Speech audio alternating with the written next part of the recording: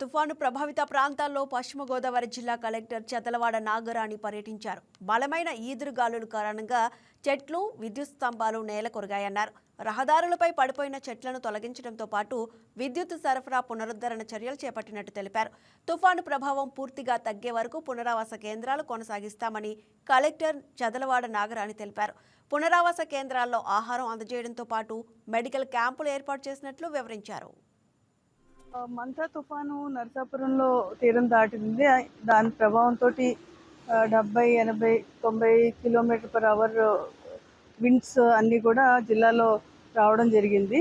అయితే మార్నింగ్ అయ్యేటప్పుడు చాలా వరకు ప్రశాంతంగానే ఉంది. ఆ ప్రభావంతో చాలా చెట్లు, కొన్ని వందల చెట్లు, ఎలక్ట్రిక్ పోల్స్ పడిపోయినాయి. అవన్నీ కూడా district administration and field level officers అంతా కూడా రెస్టోర్ చేయడం జరిగింది.